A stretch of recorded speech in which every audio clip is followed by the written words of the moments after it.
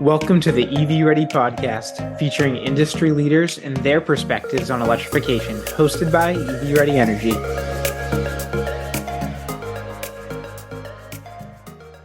Hey everybody, this is Chris Nihan. Welcome to the EV Ready podcast. With me today, I have General Manager of Retail Market Development, Ken Parkman of Toyota Motors North America. But Ken, thanks so much for taking the time. No, happy to be here.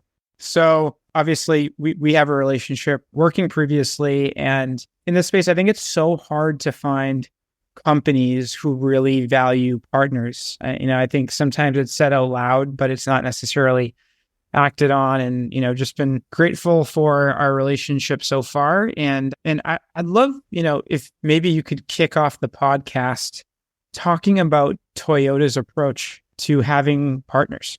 Yeah, no, I'd be happy to. I mean, I think a lot of it starts with just the culture of Toyota here in North America. I mean, we have a really long-standing relationship and partnership with our dealer network. And I think that's really where it starts. Our top management many years ago really valued the importance of the dealers and the importance of working closely with the dealers to support them, because ultimately they're the ones that take care of the experience for the customers. So, over the 60 plus years Toyota's been here in North America, that culture exists today. Everything that we do as a company that impacts the dealers, we get the dealers involved in what we're working on or we're developing, because we want to make sure that it's something that's going to help them. And that partnership that we have, I would say, in knowing a lot of dealers that have other brands, the relationship with Toyota and Lexus is a great one. It's special and it's very different from some of the other OEMs.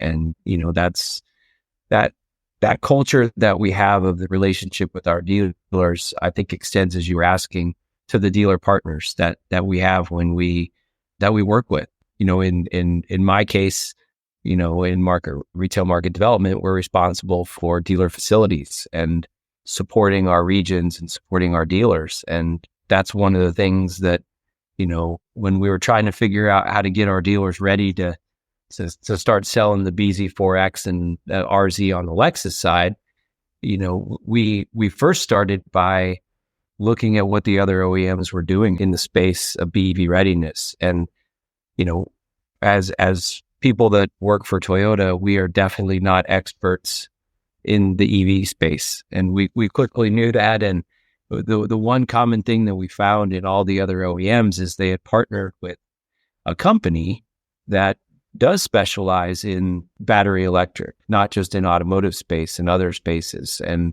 that's really where, we started to work closely with Lane Valente and then also ChargePoint to be able to try to put together a program that we could offer our dealers to make it as seamless as possible. But, the last thing, I'll also add on this partnership is one of the things that, early on that we communicated to both LBI and ChargePoint was that, we're all working together and we all need to kind of be one when we're communicating and supporting our dealers, because any third-party company that we partner with to support our dealers, and we go and we visit the dealers, the dealers really look at, obviously Toyota, but also the business partners as a part of Toyota. And, we want the experience that the dealers have to be as good as it could be. So, I know it's a long-winded answer, but, I think we just have a culture that we built on many years of the importance of a partnership. It's great that it continues, today. It's just interesting because I think in the automotive space, people know that, like, Toyota's reputation is that they are great to work with. Toyota and Lexus are two great companies to work with. Very, very unique in how they go about doing business. But I don't think like the general population knows that. They more understand like some of the values that Toyota has tied to the cars that you're selling and the reliability of the cars. But the approach to business, I think, is just like so unique and not fully understood outside of the automotive space. At least I personally didn't know. Yeah. Until Toyota and I developed a good relationship. So tell me this, and this isn't just an EV question. And my apologies, I'm going to open this door in a second, but keep going once I do. Your role of manager of retail market development, what are like the biggest challenges that you face on a daily basis? Well, it's a great question because obviously we all know in the automotive space how BEV is the number one thing that everyone wants to talk about. And I think over the last couple years, there's been a lot of questions internally by dealers in terms of, dealership of the future. What should the dealers be doing? We have our current facility program, which we call Image USA 2, and it's been around for 20 years. And, we feel strongly that the look and feel of our Toyota dealerships has many more years to come with the white portal and the gray ACM. So that's the exterior of the facility. But, we're internally trying to work and figure out what should that facility of the future be now that you've got, dealers starting to sell BEVs in terms of, should there be more space internally in the dealership for people to come and hang out and charge and have a lounge, or those are all things that we're still trying to figure out. Our hope is that over the next probably 6 to 9 months that we'll have a better idea of some more solid recommendations for our dealers as, volume will increase for us over the, probably the next 2-3 years.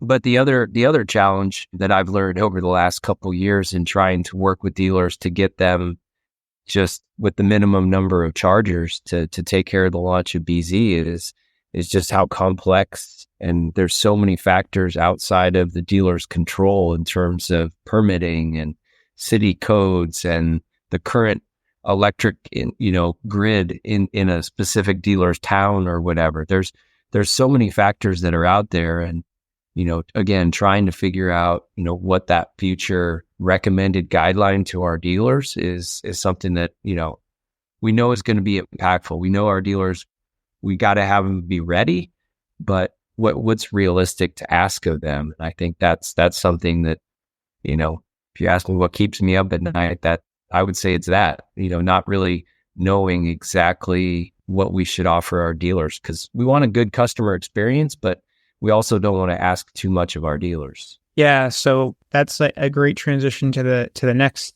question. You've seen different auto manufacturer strategies tied to progression around how many plugs to install at dealerships, and there are some OEMs that have acquired $1 million in investment, and that's had a certain response from the dealer body. Toyota took a much more conservative approach. Tell us a little bit about how you came to that approach, and what do you think the response has been from the dealers? Yeah, no. So yeah, our approach was definitely unique, and it was a little bit different for Toyota and Lexus. So I'll start first with Toyota. From a government regulations, we needed to ensure that we were selling the BZ4X in the ZEV states that are out there, mainly, California, the Northwest, and the East Coast. So we took the approach that we were going to, from a company standpoint, take 85% of the volume initially was going to go to the ZEV states and then 15% to the non-ZEV states. Well, for us, we have 1,237 Toyota dealers. And if you look at the ZEV states, there's only 375 dealers that are in the ZEV states, and the over 850 or so are non-ZEV. So knowing that was going to be the allocation and volume that those dealers could expect over the first couple years, and our volume for last year, we sold 8,800 BZ4Xs, and our volume for this year and even in 25 is still relatively low. It's in the low teens. So knowing that, and looking again, as you mentioned, at what some of the other OEMs had required dealers of adding a lot of level 3 chargers and a pretty significant investment. We worked with our dealers, got feedback, and said, hey, as a minimum, what would we recommend? And really, it was simple. We wanted to have one charger, Toyota branded, in the front of the dealership to create awareness.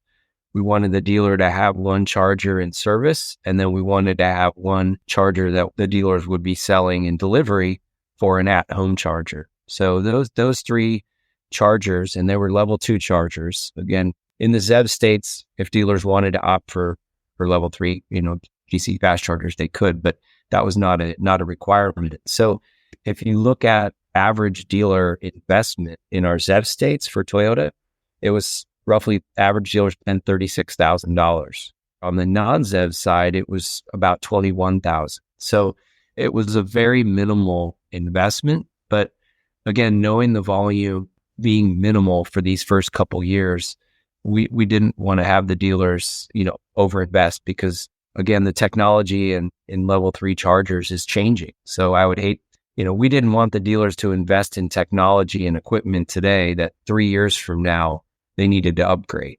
And Lexus was a little bit different just because the volume of Lexus was higher, and there's only 244 Lexus outlets. So the throughput and volume for Lexus was higher for Toyota. So that, Lexus, their average was about 3 level 2 chargers for each of the respective stores. Obviously, ZEV states had a little bit more. So again, that was really our strategy. We wanted to be realistic. We didn't want the dealers to overinvest, but we knew it was also a short term. It was really a strategy that was going to get us the first 3 years. And then now, as I mentioned earlier, that's these next 6 to 9 months is our plan to develop that next phase, prepare the dealers really for the volume that's going to come in 26. And just for folks that aren't in the industry, ZEV is a zero emission vehicle state where there's a requirement to sell a certain amount of electric vehicles at a dealership in those states. So Ken, generally what we see in the marketplace is luxury models electrify first. And then as the cost of the gas vehicle gets a little bit lower, those take a little bit longer to electrify.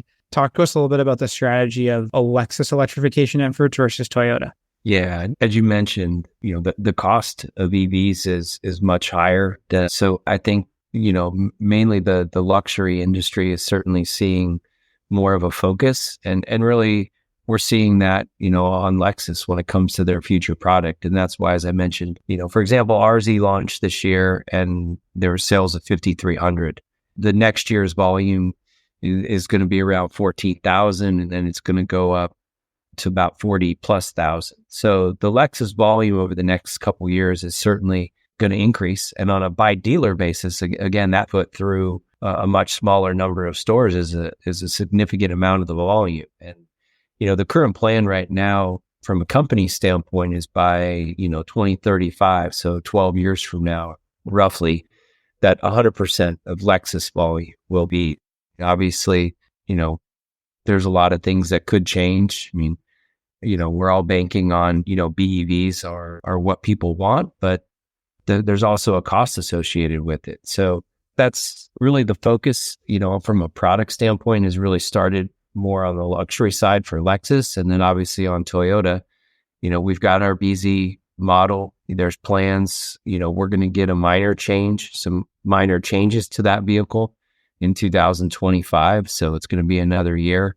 And then the future product cadence after that on Toyota. So really our focus getting into the world of BEVs, I know many would say that we're a little late to the party, but we're going to focus on the Lexus side to compete on luxury. And then obviously now that we've got a Toyota offering.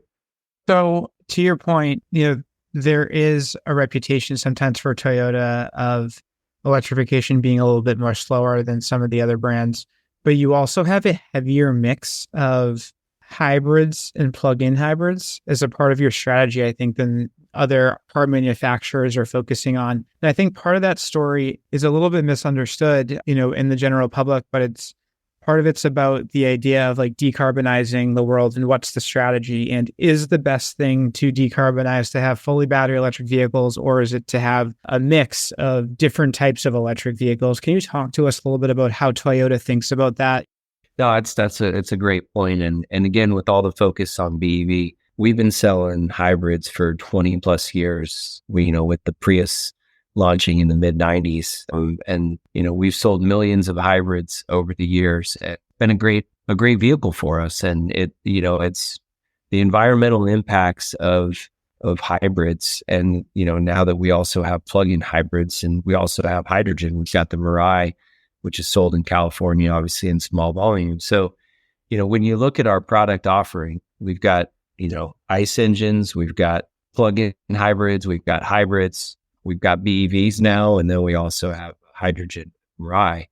We call our approach a portfolio approach, and we're not putting all of our focus just on BEV or just on hybrids, because we know that there's people out there that want certain things. But when you look at the carbon footprint, and I'll share something with you that you may have heard of or not, but it's something that we're trying to communicate out to a larger audience is, with so much focus on EVs, and if you look at the raw materials that are needed to build one BEV, we have this 1-6-90 rule that, that's out there. And really what that's saying is the raw materials that it takes to make just one battery electric vehicle, you could actually build 6 plug-in hybrids. And if you look at those same resources for one battery electric, you could build 90 hybrid vehicles. And if you look at the carbon footprint and the impact of those large number of vehicles that are out there that are much better for the environment, it's very positive. But, I know a lot of people are just focused on BEV, and there's some OEMs out there just putting all their chips into battery electrics today. So, again, we're taking a more conservative approach. We've come out and said by, 2030, roughly 30% of our sales will be just BEV. But again, we're going to continue to focus on hybrids. We've got over the last couple years, we've actually started to transition where we've launched new models to fully hybrid. We used to have a nice engine option in a hybrid. I think Sienna was a great example that, when that new model launched, it just comes into hybrid. And that's really, you'll continue to see that over the next several years when we've come out with some of our new products. They're going to start transitioning. Even some of the higher volume vehicles are going to transition into just hybrid offering, which from our standpoint, again, we feel is much better for the environment. It's just, I think, unfortunately, most people are just focused on, they just hear BEV, and that's all anyone talks about. It's like the only way to help the environment is to have more battery electrics. But we just need to help educate people a little bit more on the fact that hybrids and plugins are very impactful in a positive way. Yeah, I just thought it was so interesting to hear this. Is like, I developed a relationship with Toyota because, look, I'm a BEV fan. I will never drive anything but a battery electric vehicle. I love the performance of it. I'm addicted to it and all those different things. But there's so many discussions about, the environment as it relates to electric vehicles, and it's turned into a political thing. And I think the way that Toyota speaks about it is very unique in the industry and is worth people listening to. So I just am happy that to hear you kind of explain that. And just out of curiosity, if people wanted to learn more about Toyota's decarbonization plans, where would you go? There's information on Toyota.com. And I'd be happy after this. I'll be happy to forward you the document that our government affairs document put together to help educate not only our team members that work for Toyota and Lexus, but all our dealers as well. So yeah, no, I'd be happy to forward some material that we have, we've developed, and, it's public information. But, I think if you look at from an environmental standpoint, you can go on Toyota.com and it'll talk about a lot of the things that we're doing. There's a lot of environmental programs. Toyota has this 2050 environmental global plan. Obviously BEVs are one part of it. In speaking about environmental efforts, one thing I'll just touch upon real quickly is 2 years ago, we know a lot of our dealers are reinvesting in their facilities, and many, when they originally built, were focused on LEED, environmentally friendly dealership and facility. And, there's a lot of LEED environmental facilities, non-automotive, that are out there in cities and towns. But we just created a program called DEEP, which is our dealership environmental excellence program that is starting to gain some traction. We've got about 65 dealers signed up. Our hope is to get to maybe 200 by the end of the year. But that's a program that we've partnered with, a company called Altura that goes out there and sits down with the dealer and looks at all, they're from electric to water to, all their utilities, talks about solar, talks about LED light. I mean, there's so many things that a dealer can do to modernize their facility to make it more environmentally friendly. And, it's a program that Honda had been doing for quite a few years. They also have used Altura, but, it's something that we've started and it's been really well received from our dealers. The savings that dealers have been able to recognize over just the first year or 2 years on the program have been really, really positive. So again, from an environmental standpoint, Toyota is very environmentally friendly, very conscious. So we've got our focus on our future product, but we also, are looking to figure out how can we help our dealers with their facility and being more environmentally friendly. Yeah, obviously, so many dealerships out there. There's a big opportunity there. And as green economics become more economic, I imagine that more dealers will jump on board. Yeah. And the investment for the dealers, there's a fee associated. Obviously Altura works closely with the dealer, and on average, the dealer investment from the dealer standpoint is about $3,000 a year. But the dealers that have been on the program, the average savings has been anywhere between $15,000 to $20,000 per store. So to spend $3,000 to save 15 to 20 or so, that's a pretty good deal. And we've had many other dealers that have even saved more. So it's definitely gaining traction. Some of our larger dealer groups and some of the public companies have definitely seen it as a benefit. We're excited about it. So my final question for you is, electric, not electric, what's the most exciting thing about Toyota and Lexus in 2024? Most exciting thing 2024? That's a great question. What are you most looking forward to? I think the dealers have done really, really well over the last few years. Inventory, both Toyota and Lexus, since, pre-COVID. So let's just say last 3 years, inventories have been in the single digit day supply. And, I think a lot of customers may not have necessarily got the vehicle they wanted. They took what they could. We ended the year now, Lexus has a 20-day supply. Toyota's now at 13, 14-day supply. We're going to see inventory continue to grow, not grow, to pre-COVID levels. Pre-COVID, our dealer stock for 1,237 dealers was around 300,000 units at any given time. Today, we're still less than 100. I think we see that getting back to maybe 15, maybe 20 days supply throughout the year. But we also have a lot of, exciting new product that's coming. And I think there's nothing that gets dealers more excited and customers than new product. The all new 2024 Tacoma is just arriving in dealerships now. We have an all new Camry that's going to be coming out this year. On the Lexus side, they launched the TX, which has been just a home run of a vehicle. The new GX is coming out. Again, over the next couple years, our BEV lineup, it's going to be 25 until, we start looking at changes to our current product. But I'd like to see inventory improve. I think that's going to make it a better customer experience for people out there looking for vehicles. I got to tell you, I've had so many family and friends over the last couple of years that are, wanting this vehicle or wanting that vehicle, and they're reaching out to dealers and they can't find it. And it's frustrating for a lot of people, especially if they need to or have to change their vehicle.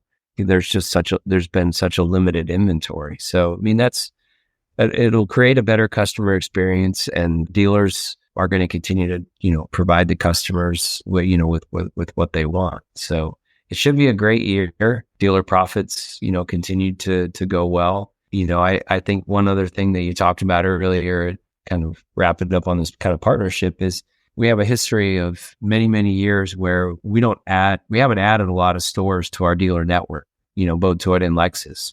Again, we've got 1,237 Toyota, 244 Lexus, and that's really the way it's been for the last several years. And we have the mentality that we want to grow with the dealers that we have. We want them to have the highest sales per outlet. We want them to be the most profitable.